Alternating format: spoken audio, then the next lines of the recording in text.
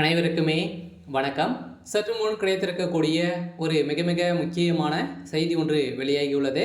சற்று முன் தலையில் அடித்து கதறிய உதயநிதி ஸ்டாலின், உச்சநீதிமன்றம் இறுதி தீர்ப்பு, இது மாதிரி பார்த்தோன்னா செய்திகள் வெளியே இருக்கு.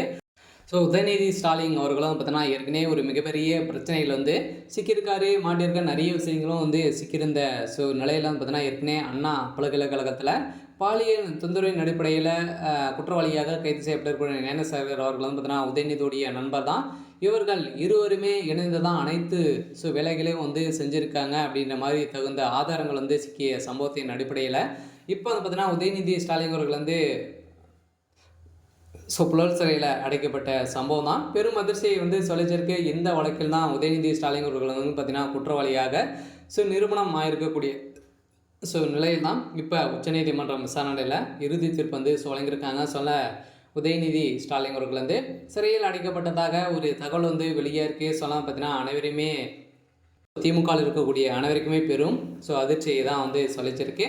இதை பற்றி இந்த வீடியோவில் பார்க்கலாம். அதுக்கு முன்னாடி நம்ம சேனலுக்கு இப்போ தான் நீங்கள் முதல் முறையாக வந்திருக்கீங்க அப்படின்னா மறக்காமல் நம்மளுடைய சேனலை சப்ஸ்கிரைப் பண்ணி சப்போர்ட் பண்ணுங்கள்.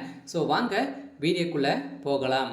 பார்த்தீங்கன்னா உதயநிதி ஸ்டாலின் அவர்கள் ஏற்கனவே அண்ணா பல்கலைக்கழகத்தில் நடந்த பாலியல் தொந்தரவின் அடிப்படையில் மாணவி கொடுத்த வாக்குமூலத்தின் அடிப்படையிலும் அதுக்கப்புறம் பார்த்தீங்கன்னா குற்றவாளியாக கைது செய்யப்பட்டிருக்கக்கூடிய ஞானசாகர் அவருடைய வீட்டில் சிக்கிய ஆதாரத்தின் அடிப்படையில் தான் இப்போ பார்த்தீங்கன்னா தகுந்த ஆதாரங்கள் சிக்கியிருக்கு.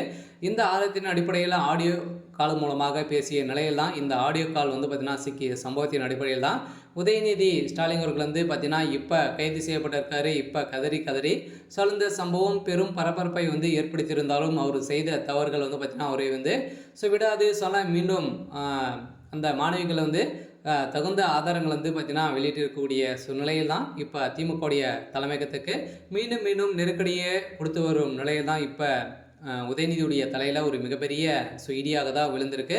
இருந்தாலும் நீதிமன்றம் தான் இந்த வழக்கை விசாரணைக்கு எடுத்திருக்கக்கூடிய நிலையில் இப்போ குற்றவாளியாக கைது செய்யப்பட்டிருக்கக்கூடிய ஞானசாகர் அவர்களும் இதுக்கு உறுதுணையாக இருந்த அமைச்சர் சுப்பிரமணியன் அவர்களும் பார்த்தீங்கன்னா கைது செய்யப்பட போகிறதாக வெளியே இருக்குது. ஏற்கனவே உதயநிதி ஸ்டாலினும் கைது செய்யப்பட்டிருக்காரு. இதனால் முக்கிய புள்ளிகளாக பார்த்தீங்கன்னா இதில் ஒரு 10க்கும் மேற்பட்ட திமுக சார்ந்த முக்கிய புள்ளிகளாக சிக்கியிருக்காங்க. அவங்களுடைய ஆளுங்கட்சியாக இருக்கக்கூடிய தைரியத்தில் அனைத்தையுமே செய்துவிட்டு அவங்க தைரியமாக தப்பிக்கக்கூடிய நிலை உருவாகி இருக்குது. இந்த நிலையில் தான் அண்ணாமலை போட்ட உத்தரவின் அடிப்படையில் இப்போ அதிரடியாக தகுந்த ஆதாரத்தோடு வெளியிட்ட நிலையில் தான் பிரதமர் மோடி அவர்களே களத்தில் இறங்கியிருக்காங்க.